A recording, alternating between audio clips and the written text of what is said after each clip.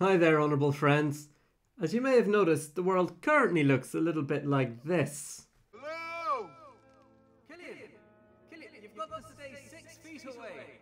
6 feet! And, as I record this, Boris Johnson is currently fast-tracking the coronavirus bill through Parliament, which, if passed, would give his government a host of new emergency powers. Misa propose that the Senate give immediately emergency powers to the Supreme Chancellor. Yeah. But what are these powers? Are they proportionate? And should we be filled with a terror that acidifies every moment of our lives, both waking and dreaming? Well, let's scrub up and find out. Happy birthday to me. Oh no, I've got really soapy hands now. Before we completely panic, it's worth noting that this isn't the first time that the British government has been given emergency powers. It happened in both world wars, and there already exists the 2004 Civil Contingencies Act, which allows ministers to rewrite the law without parliamentary approval during an emergency. And the UK is by no means the only country seeking emergency powers. In fact, most democracies are passing similar forms of legislation, such as Spicy Spain, delicious Italy, sunny California, the lovable Republic of Ireland, hitmakers South Korea, and France. But Michael, if the Civil Contingency Act already allows ministers to change the law during emergencies, why does Johnson need the coronavirus bill? Is he finally casting off the shackles of democracy so he can rule us grateful helots like the lion-hearted Leodonis he is? Not quite. The main difference between the Civil Contingencies Act and the coronavirus bill is how long the powers will last. The powers under the Civil Contingencies Act only last for 30 days, whereas these new powers are time limited to 2 years. 2 years? Wow, I'll be 20 by then. But what are these powers? Well, I'm afraid the Act is 329 pages long, so we may have missed a few things, but basically, much of the Act is pretty administrative. There are provisions that make it easier to register new medical staff, that expand who can give vaccinations, that create indemnities protecting medical staff from negligence claims, and that make it easier to register deaths and organise cremations. Yikes. Outside the NHS, the bill also gets rid of the 3-day waiting period for statutory sick pay, while empowering ministers to quickly reimburse employers for the cost of paying their sick workers.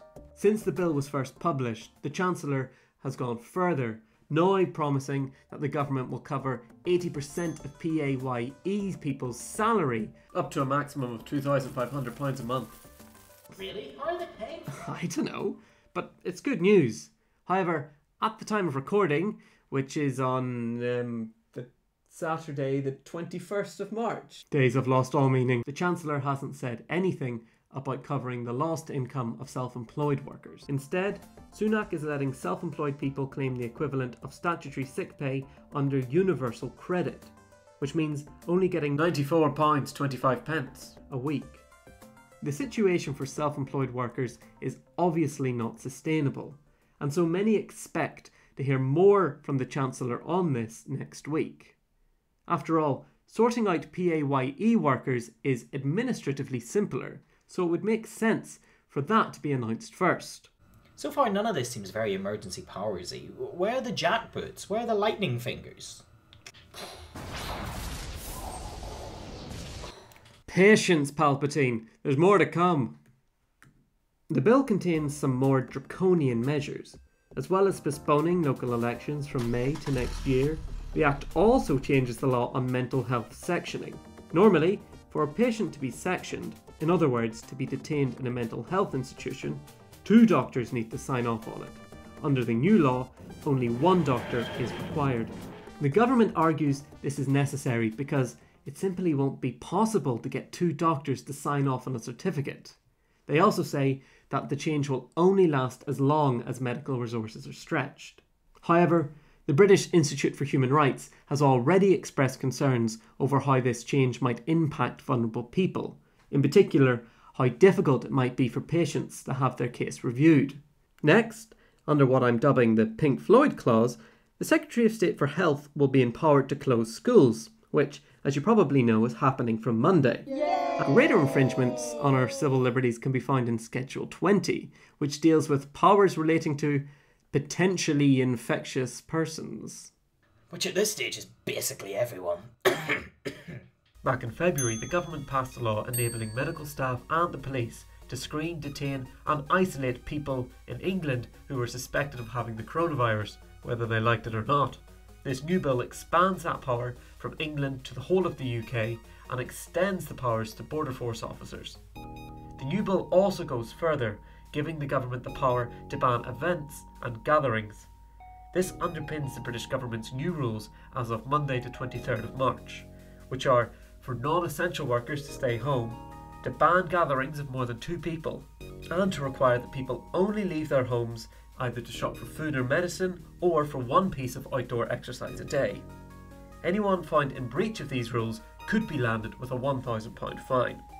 From a human rights perspective, there are potential concerns over what oversight there'll be over how these powers are exercised, and whether the powers will disproportionately impact any particular groups of people.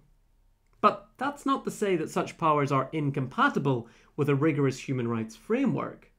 Indeed, the European Convention of Human Rights explicitly states that protection of public health is a reasonable ground to temporarily infringe on people's personal freedoms.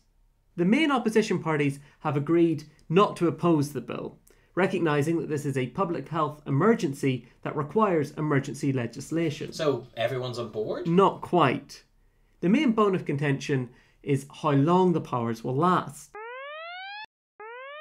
So I was about to tell you that Jeremy Corbyn wanted a reauthorisation vote on the bill in 6 months. Well, turns out that the government will have an authorisation vote every 6 months for as long as the bill is in place. So we can skip right ahead. Also, yes, I have run out of razors, and no, it doesn't look good. What was that? You want to know what our elections generally hot take is? I'm glad you asked. Our elections generally hot take? We don't see these emergency powers as a dastardly attempt to force a blunt dictatorship on the country. Aw, I'd started building the barricades. Oh well. However, that's not to say that no leaders are using this crisis as a cover for a power grab. Look only to Hungary, where Viktor Orban's government is suspending parliament for a year, postponing all elections, and giving his ministers the power to write laws by decree. Thankfully, that's not what's happening in the UK, at least not yet. However much we may distrust the Conservatives in general, and this government in particular, we think it does nobody any favours to over-dramatise what is already a pretty dramatic situation. That said, continuing parliamentary oversight and approval will be essential in ensuring these powers are not misused. Interestingly, it's been reported that some MPs are beginning to privately ask whether a national government might be necessary for the life of the crisis. This would ensure that no one political party had control of the expanded executive powers being passed, and it would mean no one political party could be blamed if they massively cock it up. However, as you may have noticed, Johnson has a massive majority, so I'd say he's probably going to confine his bipartisanship to inviting figures from different political parties to Cobra meetings. For highly partisan political casualties like us, it's a bit strange to suddenly just have to put your faith in the government, but I suppose we do, at least until the immediate danger is past. So in the meantime, stay safe, remain indoors, and why not help someone who's lonely by liking this video and subscribing to our channel?